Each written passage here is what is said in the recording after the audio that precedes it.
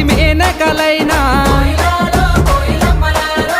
నీ అందము చూస్తే అసూయపడతారే ఇంతటి అందాన్ని ఆ బ్రహ్మదేవుడు ఎంతెంత కష్టపడి రూపుదిద్దినాడో దివిలోన నీ ఉంటే దేవుళ్ళు కూడా